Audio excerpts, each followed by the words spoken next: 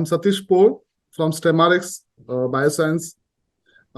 Today we are going to discuss about the thin endometrium related to infertility, and we have the guest today in our house is Dr. Pallavi Lale. She is a gynecologist and infertility specialist. Uh, she is a laparoscopic surgeon and cosmetic gynecologist. So, Dr. Pallavi, we are welcoming you to our show. So today we are going to discuss about the thin endometrium. So the first question of this session will be the what is endometrium? Thanks, Satish, for the welcoming me. Hi, everyone. So we are going to start with today's webinar, and as Satish said, today's webinar is regarding the thin endometrium. So I will like to simplify this topic today by giving certain examples. So when we talk about the endometrium, so we need to understand where it is located and in which organ it is located. So it is the uterus. Let's consider the uterus is like a pear shape. When you blow the balloon, so balloon will be of pear shaped size, right? So this rubber like shape will be the walls of uterus. Let us consider it as a walls of uterus. When the inner lining of that balloon, you can say it as an endometrium. So this wall has a three layers. Outer layer is serosa, middle layer is myometrium, and innermost layer is the endometrium. So how does it looks like when you open your mouth and see this pinkish structure, that mucosa, that is equivalent to more about the endometrium. The endometrium look like pink mucosa like structure which covers the inner lining of uterus. So this uterine cavity is divided into the uterine cavity is surrounded by the walls, the endometrium, myometrium, and perimetrium. So function of this perimetrium is to prevent the adhesion of uterus to other parts of our organ, and it is located into our pelvis. So endometrium has two part. When we take a cut section of this, so it has a two part. But before going to that, let us focus on what function it serves. So endometrium gives the support to the pregnancy. It when there is no pregnancy, the endometrium shed off and menstruation started. So in this way, the endometrium is a very dynamic thing in our body, which takes part in the pregnancy, in the menstruation. So it has a very important role in our female reproductive system, you can see. So this is all about the endometrium. So doctor, can you explain us the structure of endometrium, how it functions? Yeah. So when we take a cut section of this endometrial lining and see into the microscope, so it has two linings. One is the basal one, and other is the functionalis. We can also say it as a functionalis, because this basal layer is always remains constant. It has nothing to do with the menstruation and pregnancy. All about the continuation of pregnancy and menses are going to take part, and that hormones and everything is going to act on that functionalis layer. So it is called as a functionalis because it has to play important role in function of pregnancy, in menstruation, in continuation of pregnancy, and providing the nutrition and everything. Okay, so when we do the cut section of this, we will find the two layers. One is the basalis, other is the functionalis. Okay, when the menstruation come, let us consider it as the first day of your cycle, menstrual cycle. So you can see in this image, there is the shedding of endometrium. The blood spots are coming out. So in first 5 days of menstrual cycle, there is the shedding of this lining. Okay, that functionalis layer goes shedding, and the bleeding is coming out from the uterine cavity, from the cervix and vagina, that we called it as a menses. At that time, the complete shedding of this functionalis layer is occur, and only basalis layer is remain there. As the follicle, there should be the good coordination between the uterus and the ovaries. So when the follicle is recruited, every month there is a recruitment of the follicles. for a development of oocyte is there inside the ovaries. When the follicle grows about 12 size, it starts secreting certain hormones. Let us although it is very complex for the patient, but I think if basic knowledge of estrogen and progesterone everybody should have. So the 12 size, when follicle reaches the 12 size, it starts secreting the estrogen. That estrogen act on your endometrial lining. Endometrial lining, that functionalis layer has certain receptors on it for the estrogen. This estrogen act on this endometrial lining, and this lining start growing gradually. Okay, so we divide this menstrual cycle into the proliferative phase and secretory phase and ovulatory phase, right?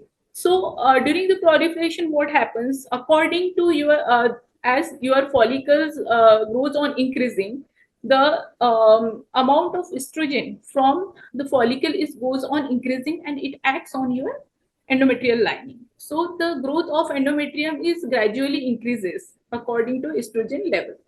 So, and what purpose it serves is that to maintain that lining and give the nutrition to the, if suppose the pregnancy occur, suppose embryo come to the uterine line, so it make the endometrial lining favorable to implant the embryo there. It serves the function of giving the nutrition to the embryo there. So in this way the estrogen causes the increase in the thickness of endometrium. When the ovulation occurs, all the hormones getting changed. This estrogen on its peaks causes the sensitization of progesterone receptor as well. When the ovulation occurs, this carpus luteum converted into the start secreting progesterone. So when the embryo come to the uterine cavity, the progesterone receptors which are present over there because of sensitization by the estrogen, so it helps in implantation there. So there is the implantation window when embryo comes into the uterine cavity. Let us say around 98 hours after the ovulation, the embryo grow into the blastocyst. So this blastocyst when come into the uterine cavity, so around 96 hours to the 120 hours is the implantation window when the receptors are most active. When you put the embryo inside the uterine cavity, it has a very good capacity to stuck on the uterine line, right? So in this way, the endometrial lining is very dynamic. It has a nutritional function. It has certain capacity to change into according to our hormonal level into different types of cycle, providing nutrition, provide implantation, and it has the capacity to grow certain vessels inside so that the proper nutrition to the growing embryo can get. So in this way, the endometrium play very important role in the pregnancy and menstruation as well. So, Dr. Pallavi, you have explained the mechanism of endometrium very well, but मैं आपसे पूछना चाहूंगा कि जो part आपने अभी बताया कि हम लोग इनफर्टिलिटी के बारे में बात कर रहे हैं, हम एंडोमेट्रियम के बारे में बात कर रहे हैं, आपने एंडोमेट्रियम का फंक्शन बताया, लेकिन इनफर्टिलिटी में थिन एंडोमेट्रियम क्या पार्ट प्ले करता है? मतलब थिन एंडोमेट्रियम होने से इनफर्टिलिटी में क्या प्रॉब्लम हो सकती है, क्या रोल प्ले करता है थिन एंडोमेट्रियम? ओके, सो अगर थिन एंडोमेट्रियम रहता है, let's say a normal endometrium should be 6 millimeters to 13 millimeters. Okay. If the endometrial lining is less than 6, then we can call it as a thin endometrium, right? And not only the thickness play important role, but also the blood vascularity, blood supply over there, the vascularity over there also plays important role for the implantation and continuation of pregnancy. So if the endometrial lining is less than 6 mm, then we call it as a thin endometrium. So let's say example like what are the roles the thin endometrium play in infertility. So when the endometrium grow properly, like let's say the example of soil. When soil is spongy, and if you put the seed there and if it is humid, then the seed will definitely germinate, right? Because the humidity is there. Then if it has the proper nutrition, it will grow. In the same way, if endometrium is proper thickness, if it is hard, if suppose you put the seed on a compact structure like on stone, which don't have any nutrition, don't have any moisture, does the seed get germinate? No, never. Like that only, if you see the thin endometrium, there are so many causes of thin endometrium. The thin endometrium may be because of the certain kind of decrease in the blood supply, what we called as the, as I give the example कि अगर soil humid है, that means अगर हम लोग अगर endometrium के साथ compare करते हैं, ह्यूमिडिटी मीन्स ब्लड सप्लाई, अगर ब्लड सप्लाई कम हो गया तो वो एम्ब्रियो नहीं वहां पे जर्मिनेट कर पाएगा. Germination, seed germination means you can say the implantation may not happen there, right? So in same way अगर ब्लड सप्लाई भी कम होता है उस लाइनिंग में तो प्रॉपरली इम्प्लांटेशन नहीं हो पाएगा.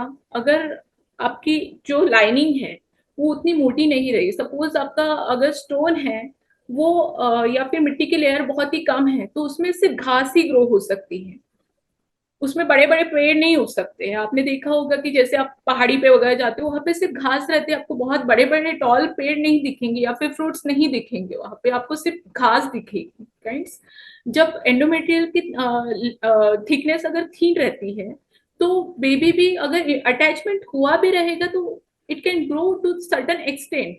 सो proper pregnancy can not be happen. मतलब अगर प्रेगनेंसी हुई भी है तो there is chances of miscarriage as well. If there is not a proper nutrition, like in soil, if it cannot provide the proper nutrition to the plant, then there is a chances of very less chance of getting fruit, right? और plants उतना grow नहीं हो सकते हैं. तो in the same way baby में भी वही होता है कि अगर thin endometrium है या फिर वहां पे proper blood supply नहीं है तो nutrients कहाँ से आएंगे? nutrients भी नहीं आ पाएंगे. ऐसे इस चक्कर में इंट्रायूट्राइन ग्रोथ रिटार्डेशन भी होने लगता है बेबीज में. So thin endometrium play very important role in continuation of pregnancy, you can say, the implantation of embryo, you can say, and continuation of pregnancy के लिए भी बहुत इंपॉर्टेंट है एंडोमेट्रियम का प्रॉपर होना. तो डॉक्टर, जैसे अभी आपने एक्सप्लेन किया कि थिन एंडोमेट्रियम क्या रोल प्ले करता है, तो आपने अभी जैसे बताया कि जो आपने एग्जांपल दिया कि बड़े बड़े मतलब जो पहाड़ है या फिर मिट्टी है जहाँ पे अगर वो लेयर नहीं है तो फिर बड़े पेड़ नहीं आ सकते या फिर घास ही आ सकती है. तो उसी तरह से जैसे ये एक रीजन हुआ थिन एंडोमेट्रियम से इनफर्टिलिटी के रिलेट होने का, तो और क्या रीजन हो सकते हैं और क्या कॉजेस हो सकती है? There are so many causes of thin endometrium. First of all, the first and most important cause is the hormonal imbalance. Hormonal imbalance, like I say, कि आपका ovaries and uterus should be in proper balance. अगर आपके ovaries से follicle निकल रहे हैं तो oestrogen progesterone का सिक्रेशन प्रॉपर रहेगा, which can act on your uterine lining and uterine lining can grow, right? In the same way, so hormones play important role. So proper ovulation should be there. So proper ovulation होने के लिए भी दूसरे hormones लगते हैं हमको, जैसे कि थायराइड लगता है या प्रोलैक्टिन लगता है. That we later go in the details later, each topic wise. So after the hormones comes the uterine scarring. Uterine scarring means many you can say the uterine dilatation curettage, whatever caused the injury to this uterine line, when it heals, it causes the scarring of uterus. Okay, and third one is the autoimmune diseases.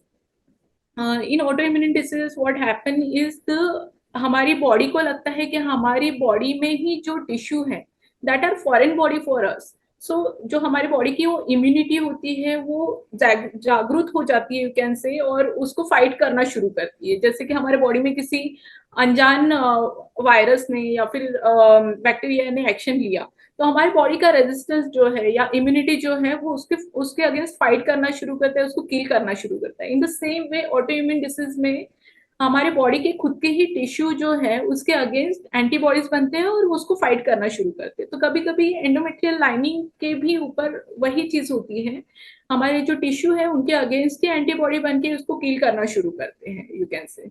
So autoimmune disease is the third important cause in the thin endometrium. Then PCOS is also play an important role in endometrial lining mismanagement, and there are various kind of infection which play a role in a thin endometrium. So let us discuss one by one how this things going to happen, and वो किस तरीके से affect करते हैं हमारे endometrium को। So we are going to go into the detail with the hormonal imbalance. So जैसे मैंने कहा कि अगर हॉर्मोन्स का, ओवरीज का एंड यूट्रस का एक दूसरे के साथ तालमेल होना बहुत जरूरी है। तो अगर ओवरीज में फॉलिकल प्रॉपरली सिक्रेट नहीं हो रहे हैं, दैट मीन्स आपका ओवुलेशन प्रॉपर नहीं हो रहा है बिकॉज ऑफ सर्टन रीजन। तो जैसे कि हाइपरथायरॉयडिज्म में या हाइपोथायरॉयडिज्म में, या फिर आपका प्रोलैक्टिन बहुत बड़ा हुआ है तभी भी आपका ओवुलेशन हैम्पर हो सकता है, या फिर आपको डायबिटीज लाइक कंडीशन है उसमें भी ओवुलेशन हैम्पर होता है। तो ये हॉर्मोन्स का बहुत बड़ा रोल है हमारे ओवुलेशन में और एंडोमेट्रियम पे, क्योंकि अगर एस्ट्रोजन का रेशियो प्रॉपर नहीं रहा तो वो यूट्राइन लाइनिंग पे एक्ट नहीं हो सकता है, या फिर सेंसिटाइजेशन ऑफ प्रोजेस्टेरोन रिसेप्टर नहीं हो सकते, इन वजह से भी प्रॉब्लम आ सकती है। सो डाइट प्रॉब्लम में भी डाइट और हमारा लाइफस्टाइल और जो हमारा exercise and day-to-day activities play a very important role on our hormonal profile. So we need to check our hormonal profile regularly. The second thing is age. As the age advances, the number of oocyte in the ovaries going to be decreased. So अगर follicles कम होते जाते हैं तो ये होता है कि oestrogen उतना नहीं आ पाता है, एस्ट्रोजन इतना नहीं आएगा तो लाइनिंग थिन रह जाएगी। और दूसरी चीज ये भी है, जैसे जैसे एज एडवांस होता है, हम बहुत सारे लोगों को आपने देखा होगा हाइपोथायरॉयडिज्म, हार्ट डिसीजेस होना शुरू होते हैं, हाइपरटेंशन शुरू हो जाता है, डायबिटीज होना शुरू होता है, इन सब का ब्लड वेसल्स पे भी एक्शन होना शुरू होता है। तो एंडोमेट्रियल लाइनिंग को प्रॉपर ब्लड सर्कुलेशन, ब्लड नहीं मिल पाता है, ये भी एक रीजन है थिन एंडोमेट्रियम होने का। So the third one is the poor blood supply. That, like I said, as age advances, the hypertension is there, diabetes is there. So और हम लोग जैसे बर्थ कंट्रोल पिल लेते हैं, ये सब चीजों से ब्लड की वैस्कुलरिटी कम होते जाती है, और इस वजह से प्रॉपर न्यूट्रिशन नहीं मिल पाता है एंडोमेट्रियल लाइनिंग को ग्रो होने के लिए, और इन सब चीजों से भी एंडोमेट्रियल लाइनिंग कम होती जाती है। सो हमारे रूटीन एक्टिविटीज में जैसे कि स्मोकिंग हुआ, ओबेसिटी हुआ, हाइपरटेंशन हुआ, इन सब चीजों की वजह से भी ब्लड सप्लाई कम होता है। तो हमको ये भी चीज ध्यान में रखनी चाहिए कि हमारा day to day routine lifestyle हमारा कैसा है। इन सब चीजों का थिन एंडोमेट्रियम का एक रीजन हो सकता है। फिर आता है कि autoimmune disease. So what is autoimmune disease, I discuss it earlier.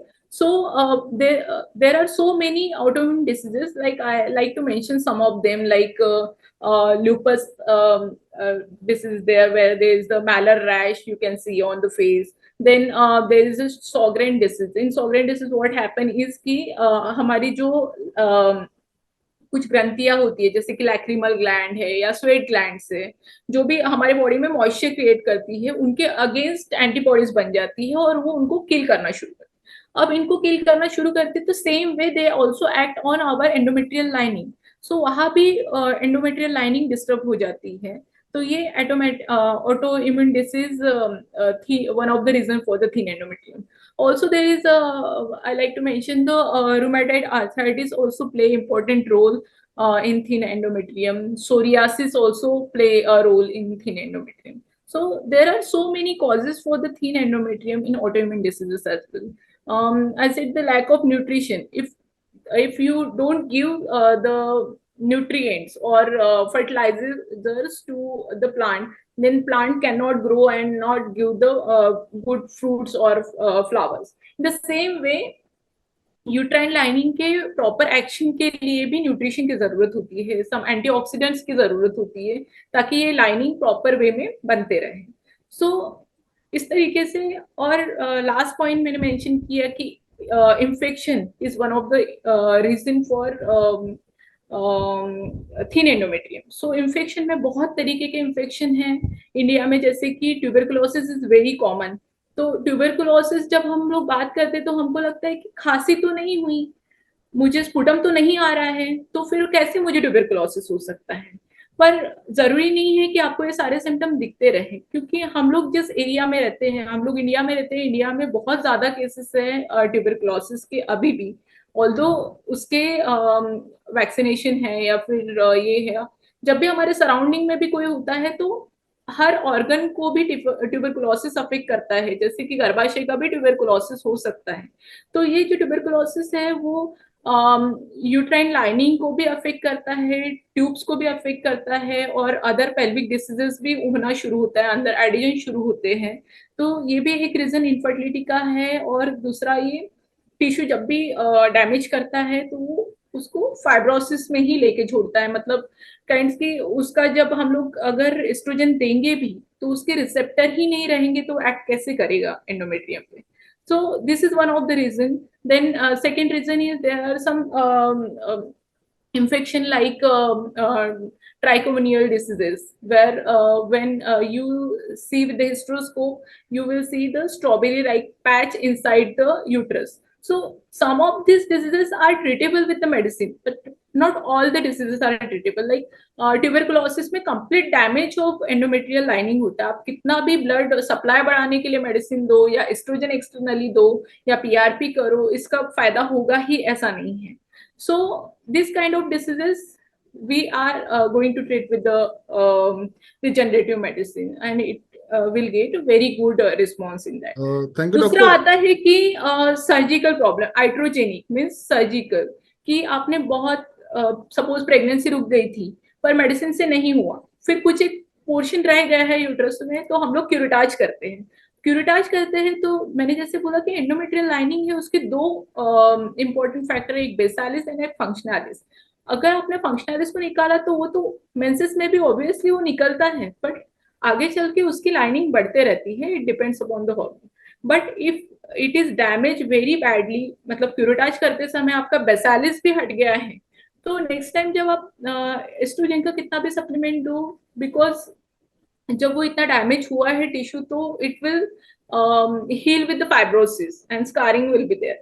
So it also causes the inflammation as well. So ये सब चीजें हैं, ये भी हमको ध्यान में रखना चाहिए जब हमारा थीन एंडोमेट्रियम होता है। इसकी प्रॉपर हिस्ट्री लेना बहुत जरूरी है जब भी पेशेंट हमारे पास आता है, कि आपका पहले डीएनसी या फिर क्यूरेटाज जैसी कंडीशन हुई है क्या। sometimes patient used to put the contraceptive devices inside like copper T or LNG devices. So ये डिवाइसेस में भी बहुत ज्यादा इन्फेक्शन के कारण होते हैं, ये इन्फ्लेमेशन भी करता है कभी कभी। तो ये जो टिश्यू है उनको डैमेज करने का भी काम करता है, अगर लॉन्ग टर्म में हमने प्रॉपर ध्यान नहीं दिया, हमने डॉक्टर्स का एडवाइस नहीं लिया कि अगर हमको इचिंग हो रही है या फिर कुछ डिस्चार्ज हो रहा है, इन सब अगर ऐसा कुछ भी आपको कंप्लेन है या फिर आपको पेन होता है या आपको फीवर आता है, तो आपको जरूर डॉक्टर का एडवाइस लेना चाहिए, क्योंकि these are the one of the reason for the infection may be there because of these devices.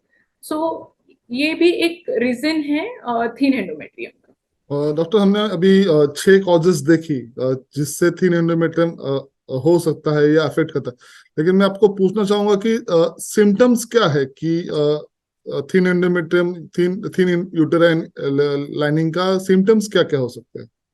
So symptoms में पेशेंट तो डॉक्टर के पास तभी आता है जब उनको कुछ कुछ चीजें चेंज होना शुरू होती है, जैसे कि हर महीने आपको मेंसेस आते हैं कि नहीं, ये सबसे पहले आपको देखना जरूरी है। वो मेंसेस बहुत स्कैंटी है क्या, अगर आ भी रहे हैं पर पीरियड्स आ रहे हैं मंथली पर उसमें बहुत ज्यादा ब्लीडिंग नहीं है, लाइक पूरा पैड सोक नहीं हो रहा है या हल्का फुल्का स्पॉटिंग है, इसका मतलब आपका लाइनिंग बना ही नहीं है, तो वो शेड कहाँ से होगा, इसलिए वो ब्लीडिंग नहीं हो पाती है।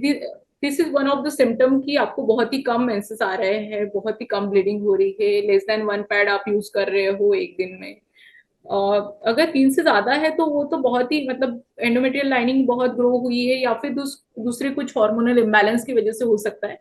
पर कम ब्लीडिंग होना या फिर स्कैंटी डिस्चार्ज होना या फिर नाक के बराबर होना, एक ही बूंद दिखाता मैम, इस तरीके की कंडीशन होते हैं, तो ये सिम्टम है कि आपका लाइनिंग बहुत ही कम बना है। दूसरी चीज है कि मंथली पीरियड आते हैं, कभी कभी हम लोग ध्यान नहीं देते हैं कि बस पीरियड आ रहे हैं, 1-2 दिन है, हो गया।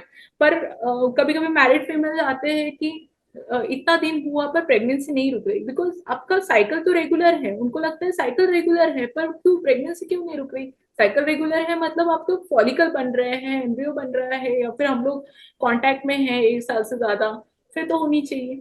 फिर और पीरियड्स भी आ रहे हैं, पर you never look into your endometrium की वो प्रॉपरली बन रहा है कि नहीं, कम ब्लीडिंग हो रही है या फिर ये। तो infertility is one of the symptom, you can say, this can also show you ki something is happening there, some problem is there in your endometrial line. So So ये the सिम्टम्स हमको दिखते हैं हमको, और जब हम लोग ultrasound करने जाते हैं तो यूट्रस की जो लाइनिंग है वो बहुत ही थिन दिखेगी। Sometime doctor also advise us regarding कि आप यूट्राइन मॉनिटरिंग करते रहो, एंडोमेट्रियल लाइनिंग का मॉनिटरिंग करते रहो, इस दिन पे आओ और वो लाइनिंग बराबर बढ़ रही है कि नहीं, वहाँ पे ब्लड सप्लाई प्रॉपर है कि नहीं, ये सब कुछ देखा जाता है। तो वो एक चीज है। दूसरा है आप हिस्ट्रोस्कोपी करके देख सकते हो। जब डॉक्टर बहुत बार एडवाइस करते हैं, लाइक हिस्ट्रोस्कोपी करने के बाद हमको पता चलता है कि वहां पे स्ट्रॉबेरी लाइक पैच था या फिर यूट्राइन लाइनिंग बहुत ही पेल थी, फाइब्रस लाइक स्ट्रक्चर था, तो इससे भी आपको पता चलेगा कि वो डैमेज है कि नहीं। सो ये सब चीजें हैं, ये सिम्टम्स है या साइंस है, ये आपको पता चलने के लिए कि एंडोमेट्रियल लाइनिंग प्रॉपरली बढ़ रही है कि नहीं। तो हिस्ट्रोस्कोपी से पता चल सकता है आपको, अल्ट्रासाउंड से पता चल सकता है, आपके मेंस्ट्रुअल हिस्ट्री से पता चल सकता है कि आपकी लाइनिंग प्रॉपर बढ़ रही है कि नहीं। और अपार्ट फ्रॉम दैट जब आप लाइक बहुत सारे बार आईवीएफ के केसेस होते हैं, तो एम्ब्रियो बहुत ही गुड क्वालिटी का था मैम, 5A था, इतना अच्छा क्वालिटी का एम्ब्रियो, इतने बार डाला पर नहीं हुआ implantation. This is also one of the indication कि आपकी लाइनिंग में एम्ब्रियो तो अच्छा है पर लाइनिंग अच्छा नहीं है। मतलब सीड तो अच्छा क्वालिटी का लिया था मैंने, पर मेरी सॉइली अच्छी नहीं है, उसमें न्यूट्रिशन नहीं है, उसमें मॉइस्चर नहीं है प्रॉपर, तो वो जर्मिनेट कैसे होगा काइंड्स। तो ये है कि ये सब इंडिकेशन है आपका थीन एंडोमेट्रियम होने की। तो इन्हीं सिम्टम्स को देखते हुए हम पूछना चाहेंगे आपसे कि यही सिम्टम्स है तो क्या प्रिकॉशंस लेने चाहिए कि थिन एंडोमेट्रियम आपके इनफर्टिलिटी में रोल ना प्ले करे।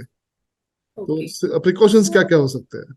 जब मैंने आपको कॉजेज समझाया उसके साथ साथ मैंने बताया कि आपको किस तरीके से उसको मॉनिटर करना चाहिए, डॉक्टर की हेल्प कब कब लेनी चाहिए, ये सब।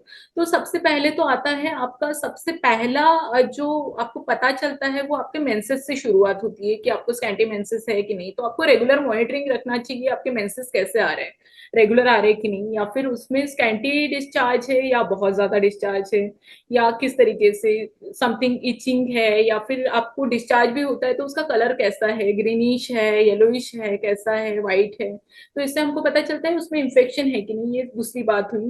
पहली बात आपको मेंसेस आपके रेगुलर है कि नहीं वो देखने हैं। दूसरी बात है कि आपको अगर कुछ सिक्रेशन हो रहा है वो किस तरीके के हैं ये देखना चाहिए। अगर ऐसा कुछ भी है तो आपको अपने डॉक्टर से प्लीज कंसल्ट करना चाहिए, बिकॉज वो आपका पर्सपेकुलम देखेंगे या फिर एंडोमेट्रियल बायोप्सी लेके देखेंगे कि उसमें कुछ प्रॉब्लम है क्या, कुछ इन्फ्लेमेशन है क्या, कुछ इन्फेक्शन है क्या। अगर ऐसा है, if it is treatable, then with the antibiotic, certain antibiotic can also help to solve the problem at proper timing, so that it not get damage to that level कि आपका implantation ही नहीं हो रहा है।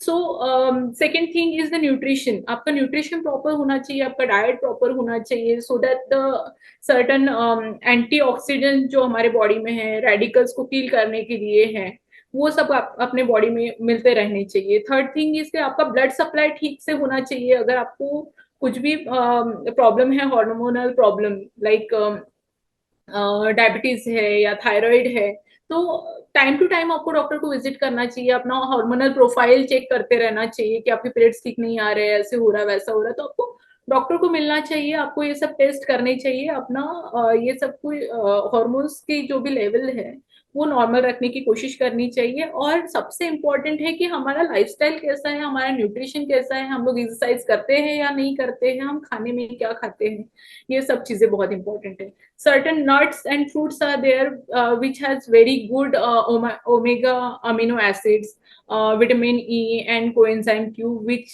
play very important role in the endometrial lining. इसमें बहुत अच्छी scavenging capacity होती है, यू कैन से कि मतलब जो रेडिकल्स है, फ्री रेडिकल्स जो हमारे एंडोमेट्रियल लाइनिंग के ऊपर अटैक करके उनको डैमेज करते हैं, ये सब कुछ को प्रिवेंट करने के लिए हमारे न्यूट्रिशन में से वो चीजें हम दे सकते हैं जो हमारे हाथ में है। दूसरा है कि स्मोकिंग वगैरह करते हो तो फिर उससे भी आपका ब्लड सप्लाई बहुत ही कम हो जाता है एंडोमेट्रियल लाइनिंग के लिए। तो वो ये सब चीजें हमारे हाथ में है कि हम लोग क्या खाते पीते हैं, हमारा लाइफस्टाइल कैसा है। तो हमको ये 3-4 चीजें तो हमेशा ध्यान में रखनी चाहिए कि आपका ईटिंग स्टाइल, एक्सरसाइज, स्मोकिंग नहीं करनी चाहिए और इन्फेक्शन के लिए डॉक्टर को प्रॉपरली विजिट करना चाहिए। ये सब प्रिकॉशन आप ले सकते हो। तो अभी तक हमने जो बात की, हमने शुरू किया था एंडोमेट्रियम से लेके थिन एंडोमेट्रियम तक का जानकारी ली हमने, फिर हमने कॉजेस ढूंढे, सिम्टम्स ढूंढे, प्रिकॉशंस ढूंढे। तो जैसे कि हम लोग प्रैक्टिस कर रहे हैं स्टेमारिक्स में हम लोग इनफर्टिलिटी को रिजनरेटिव मेडिसिन के थ्रू क्योर करने का कोशिश कर रहे हैं। तो रीजनरेटिव मेडिसिन या फिर स्टेम सेल्स इसमें क्या रोल प्ले करेंगे, कैसे इनके द्वारा हम उसकी ट्रीटमेंट कर पाएंगे, ये इस पे जरा से आप रोशनी डालिए मैम। या so regenerative medicine is a combined approach. Regenerative medicine में बहुत सारी चीजें आती है, it is not a single की बहुत सारे लोग स्टेम सेल पर व्हाट इज स्टेम सेल, उनको ये भी नहीं पता कि स्टेम सेल क्या है, कहाँ से आते हैं स्टेम सेल्स। तो रिजनरेटिव मेडिसिन में बहुत सारी चीजें होती है। रिजनरेटिव मेडिसिन इज बेसिकली आपका पीआरपी हुआ, आपका स्टेम सेल्स हुआ, आपका क्वांटम एनर्जी जो है हमारे इलेक्ट्रिक मैग्नेटिक स्टिमुलेशंस भी जो हम लोग देते हैं वो हुआ, या फिर सर्टन सप्लीमेंटेशन हुआ, फोर्टिफिकेशन हुआ, ये सब चीजें रिजनरेटिव मेडिसिन के अंदर आते हैं। अब जब हम बात करते हैं, बट इनमें सबसे अच्छा और प्रॉमिसिंग जो है वो स्टेम सेल थेरेपी है। क्यों? क्योंकि स्टेम सेल थेरेपी में जो है हम लोग पहले तो हम ये जानते हैं कि स्टेम सेल है क्या। स्टेम सेल जो है वो हमारे बॉडी में बचपन से लेके तो हमारे बुढ़ापे तक हमारे ईच एंड एवरी ऑर्गन में होते हैं, ये रेस्टिंग फेज में रहते हैं जनरली। तो स्टेम सेल्स जो होते हैं उनको एक regenerative, replicating, restorating and repairing capacity होती है। तो रिप्लिकेशन इनमें खुद में ही डिवाइड होने की क्षमता होती है। ये बॉडी के किसी भी अंगों की तरह अगर हम लोग उस एनवायरनमेंट में इनको डालते हैं तो उस तरीके से ग्रो होना शुरू होते हैं। दूसरा है कि इनके अंदर रिपेरेटिव कैपेसिटी है।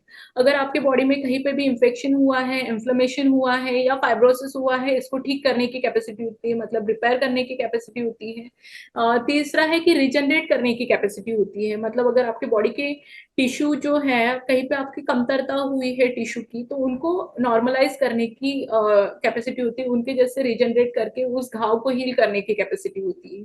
तो ये सब कैपेसिटी स्टेम सेल्स में है। और स्टेम सेल्स के साथ साथ इनके अंदर बहुत सारे साइटोकाइंस भी होते हैं, एक्सोसोम्स होते हैं जो हमारी बॉडी की इम्यूनिटी बढ़ाते हैं। और इसके साथ साथ एक्स्ट्रा सेलुलर मैट्रिक्स होता है जो हमारे बॉडी में सिर्फ टिश्यू ही नहीं होते हैं, सर्टेन न्यूट्रिशन के लिए और भी चीजें चाहिए होती हैं। तो रिजनरेटिव मेडिसिन के अंदर ये सारी चीजें आती है। दूसरा है कि हम लोग क्या सोर्सेस है, कहाँ से लाए। जैसे मैंने बोला कि बचपन से लेके बुढ़ापे तक हर किसी में स्टेम सेल है। तो स्टेम सेल जो है जब हमारा एम्ब्रियो बनता है, लेट्स से कि जब oocyte और स्पर्म का मिलन होता है तो वो एम्ब्रियो में ग्रो हो जाता है। अब इस एम्ब्रियो को एम्ब्रियो का डिवीजन ब्लास्टोसिस्ट, वो अपने ही आप में डिवाइड होता है, वो ब्लास्टोसिस्ट बन जाता है। Blastocyst is the stage when blastocyst is going to attach to the uterus. इसमें अटैचमेंट की कैपेसिटी होती है। अब इसमें दो डिवीजन होते हैं, एक आउटर सेल होता है और एक इनर सेल मास होता है। जो इनर सेल मास होता है ये बेबी बनाता है पूरा, इतना ब्यूटीफुल आईज है, हैंड्स है, अपने बॉडी के सारे ही अंग है, लीवर है, हार्ट है, इंटेस्टाइन है, स्टमक है, बोन्स है, कार्टिलेज है। ये सिर्फ सेल्स, इन सेल्स से बनी हुई होती है।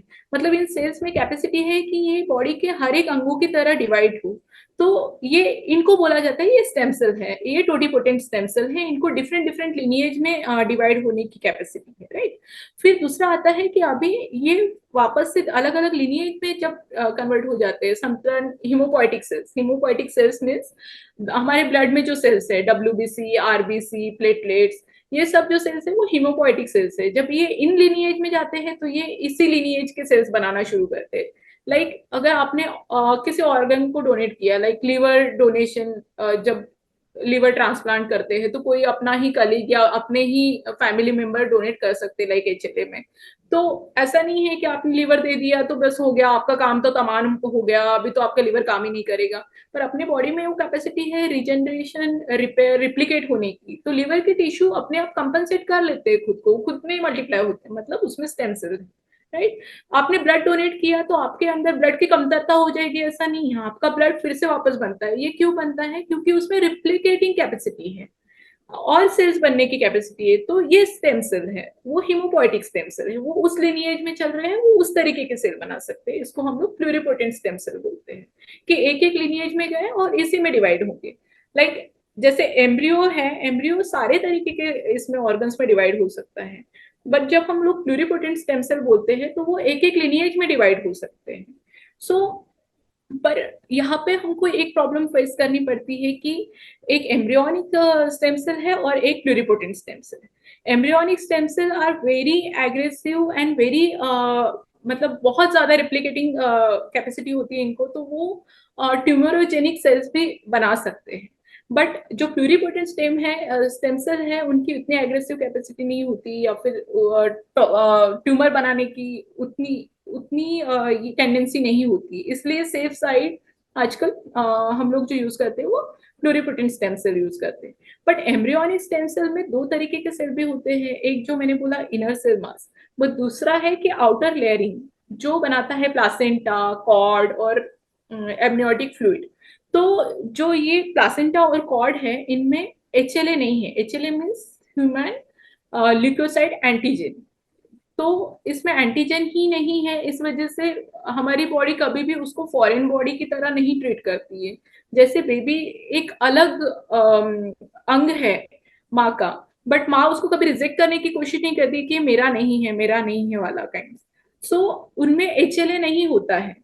सो एम्ब्रियो को तो हम यूज नहीं कर सकते क्योंकि there is a problem of abortion और रेट्रोप्लासेंटल ब्लड क्लॉट बनने का। इसलिए हम लोग क्या कर सकते हैं कि प्रेगनेंसी के बाद, डिलीवरी के बाद जो प्लासेंटा के टिश्यू है जिनमें HLA नहीं है, मतलब अगर आपने सुना होगा कि graft versus host rejection criteria होता है कि आप किसी का भी लीवर किसी को भी नहीं दे सकते हो, किसी का भी ब्लड किसी को नहीं दे सकते हो, आपको वो मैचिंग करना होता है, HLA मैचिंग है कि नहीं, क्रॉस मैचिंग हुआ है कि नहीं, ये सब कुछ देखना होता है। इन द सेम वे जब हम लोग प्लासेंटा या फिर एमनियोटिक फ्लूइड या इसमें से स्टेम सेल लेते हैं तो इनमें HLA नहीं होता है, तो ये कभी रिजेक्ट करने की कैपेसिटी बहुत ही कम होती है। तो after delivery you can safely use the placenta, amniotic fluid, you can say umbilical cord. These are the good sources of stem cell.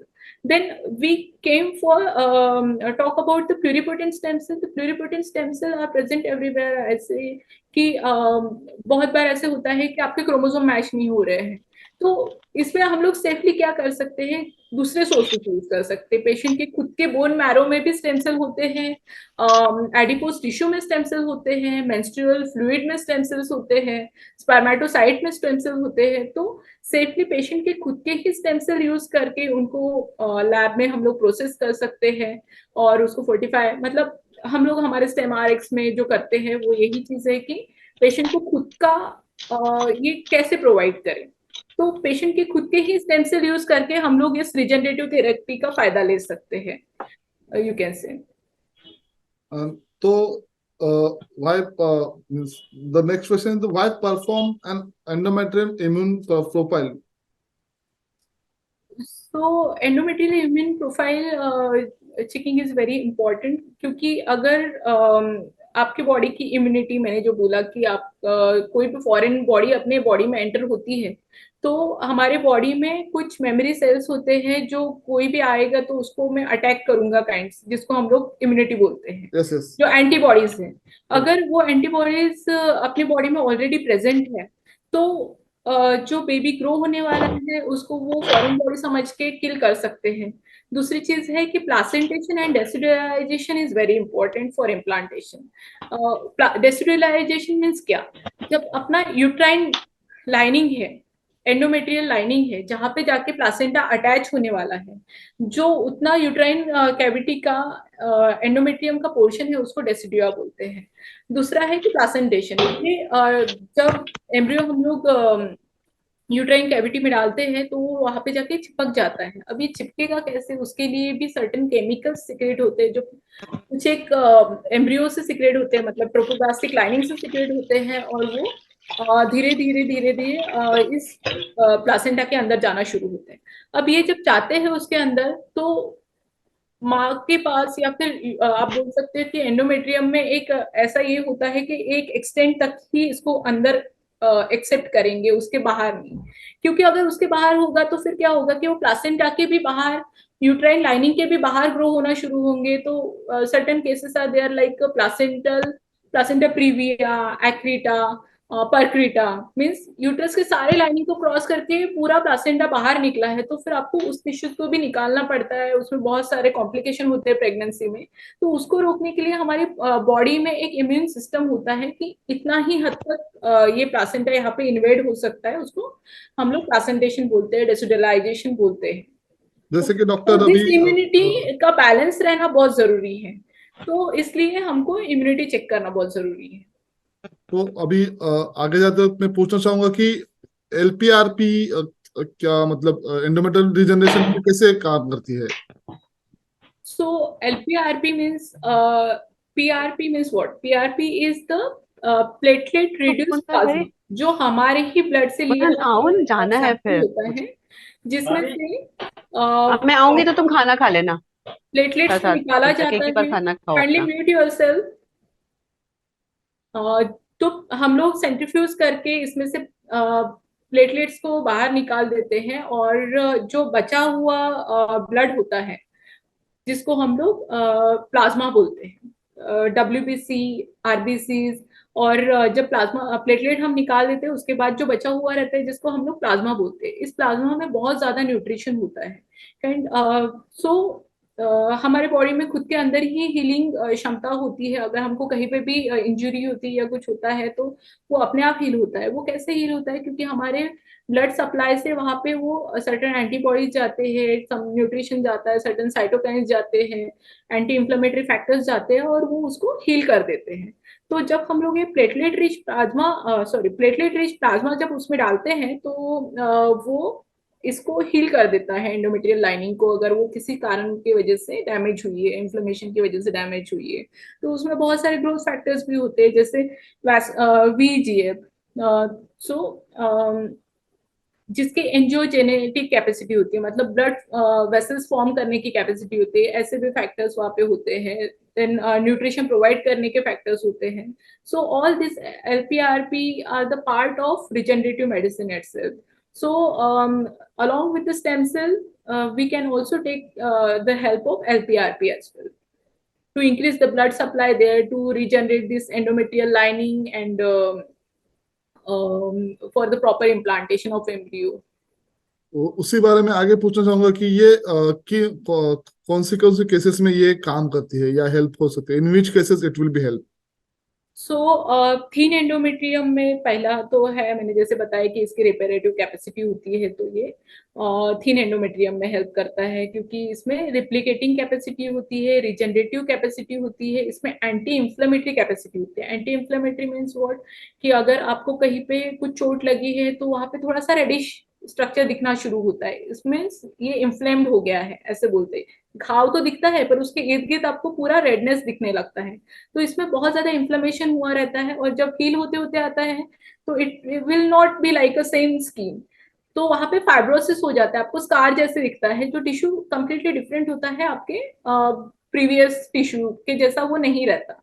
तो सेम वे जब हमारे एंडोमेट्रियल लाइनिंग में कभी इंजुरी होती है, you can say because of curettage, D and Cs, या फिर endometrial कुछ डिवाइसेस डाल दिए उस वजह से, तो ये इंजुरी को हील करने की उसमें कैपेसिटी होती है, उसमें एंटी अपोप्टोटिक कैपेसिटी होती है स्टेम सेल्स एलपीआरपीज में, कि जो अपोप्टोसिस मींस सेल का डेथ होना, क्योंकि इंजुरी की वजह से सेल कहीं के मर जाते हैं, तो ये इस सेल्स को मरने नहीं देते काइंड।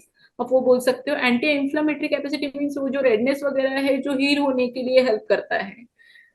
इसमें एंटी इंफ्लेमेटरी कैपेसिटी है, एंटी अपोप्टोटिक कैपेसिटी है, एंटी फाइब्रोटिक कैपेसिटी है, मतलब जो फाइब्रस टिश्यू है वो वहां पे बनने नहीं देगा, तो उसके रिसेप्टर्स मेंटेन रहेंगे। व्हेन आप जब भी बाहर से सप्लीमेंटेशन दे रहे हो, एस्ट्रोजन दे रहे हो, प्रोजेस्टेरॉन दे रहे हो, वो जाके उस रिसेप्टर पे एक्ट करेगा और एंडोमेट्रियल लाइनिंग प्रॉपरली ग्रो होगी। इसमें बहुत सारे इंटरल्यूकिन्स होते हैं, ग्रोथ फैक्टर्स होते हैं। In this way the thin endometrium के लिए ये हेल्प करता है। दूसरा चीज है कि स्टेम सेल्स में मैंने बोला जैसे कि एक्सोसोम्स होते हैं या साइटोकाइंस होते हैं जो और सर्टेन मेटालोप्रोटीएज होते हैं जो इम्प्लांटेशन के टाइम पे भी हेल्प करते हैं। इम्प्लांटेशन में मेटालोप्रोटीएज चाहिए होते हैं जो एंडोमेट्रियल लाइनिंग के बरोइंग के लिए चाहिए, सो दैट प्लासेंटा का वहां पे इम्प्लांटेशन हो।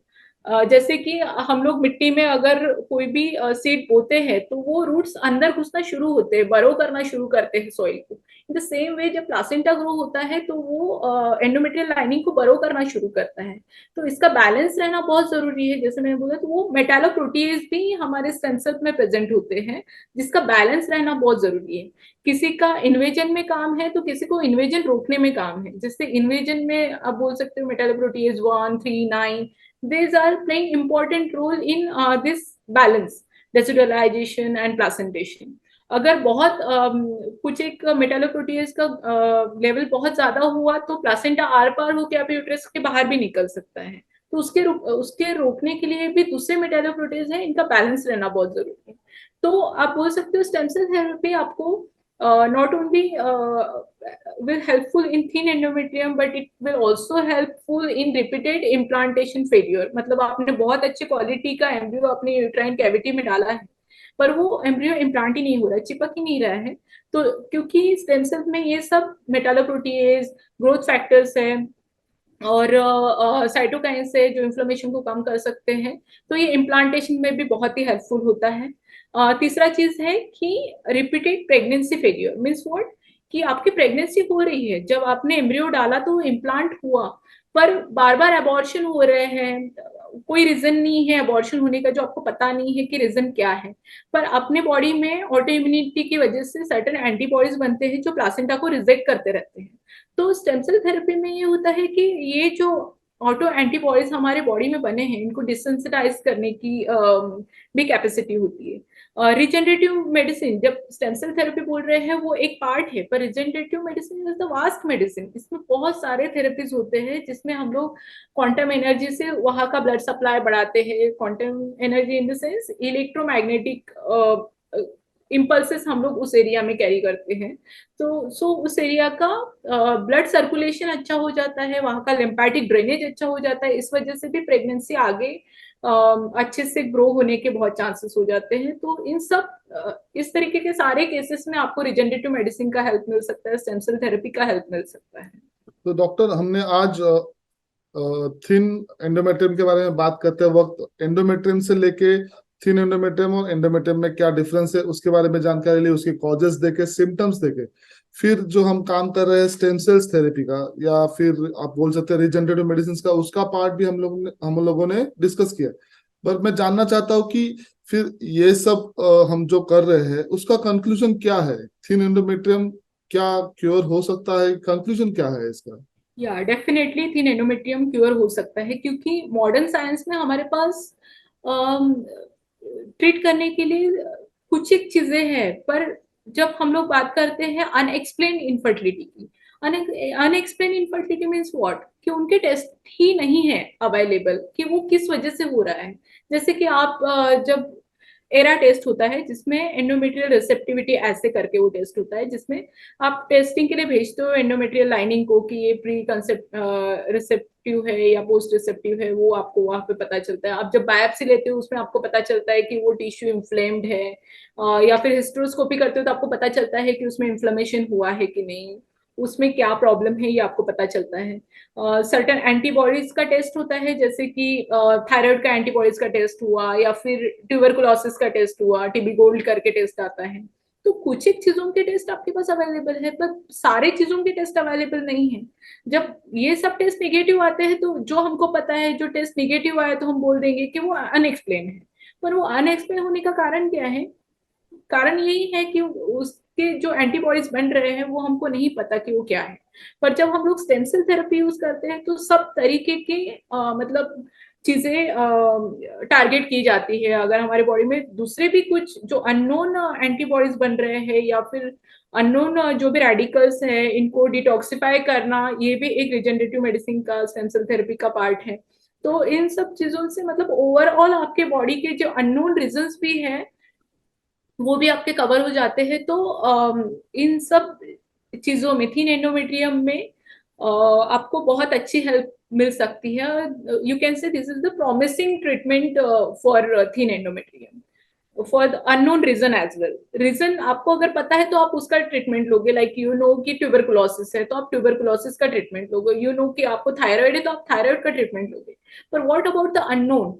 आप एस्ट्रोजन दे रहे हो पर नहीं हो रहा है, इसका मतलब आपने बाकी भी थेरेपी दी पर नहीं हो रहा है, इसका मतलब कि कुछ तो अननोन चीज है जिसको आप नहीं ट्रीट कर सकते हो। फिर रिजेनरेटिव मेडिसिन में तो ओवरऑल ही आपका हेल्थ का केयर लिया जा रहा है, तो फिर इसमें बहुत ही अच्छा आपको आउटकम मिलता है। Thank you doctor. तो आज जो हमने डिस्कशन किया इस सेशन में थिन एंडोमेट्रियम के, तो उसमें हमने जो पेशेंट्स को सवाल हो सकते हैं थिन एंडोमेट्रियम के बारे में, जो जानकारी जाननी चाहिए, जो सवाल इनफर्टिलिटी के लेके है, उसके बारे में जानकारी लेने की कोशिश की। आपने बहुत अच्छी जानकारी दी। तो अभी जो हमारे व्यूवर्स है उनसे मैं पूछना चाहूंगा कि अगर उनके कुछ सवाल है तो वो डॉक्टर से पूछ सकते हैं। It's over to the viewers so that they can ask the questions now.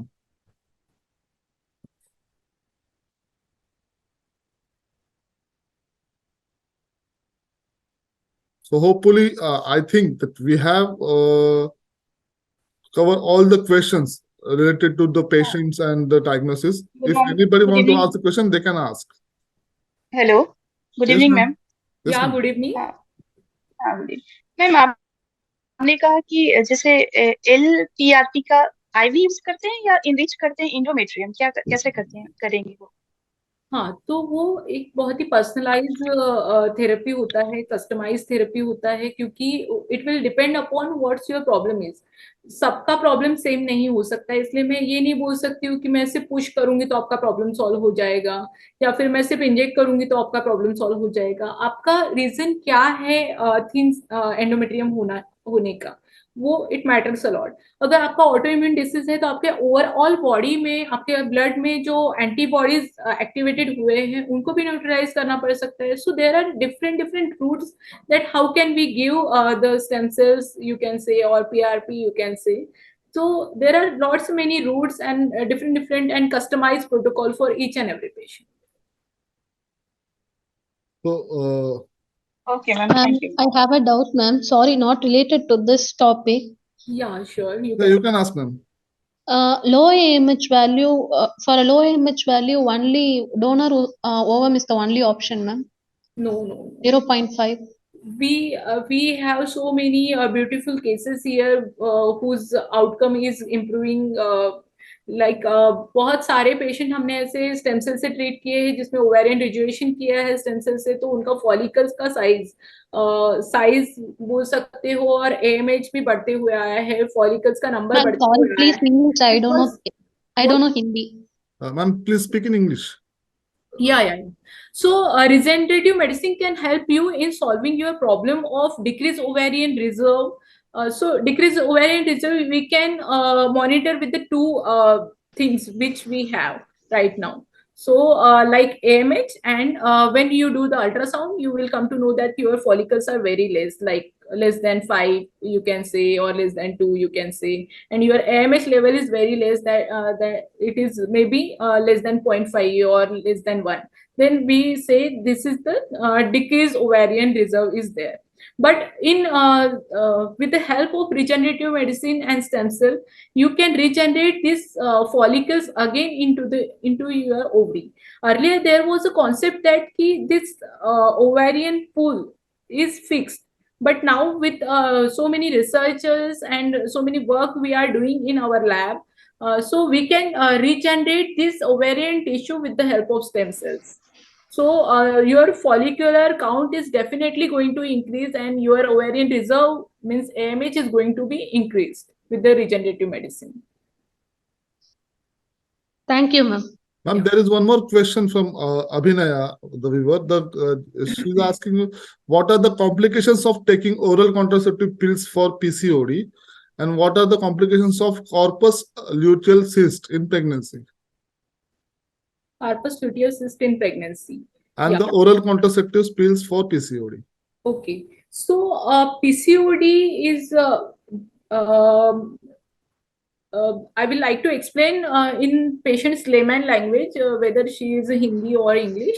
But when you take the OC pills, then it will help you to the certain extent. It will help you to regularize your menses, but not it will not improve or increase your AMH level, you can say, or improve the quality of your oocyte.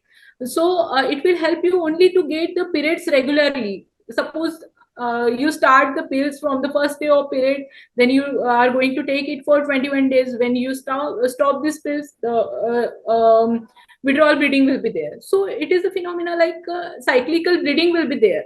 The problem only solved here is going to be cyclical bleeding, but it will not going to improve your quality of oocyte, or it will not help you in solving your problem of infertility, because your androgen level is not going to decrease here. Your quality of oocyte is not going to improve here. So reducing weight is one of the option to sensitize that, and decreasing the androgen level, decreasing the fat level. So you should have take care of about your diet, and do the exercise, reduce the weight.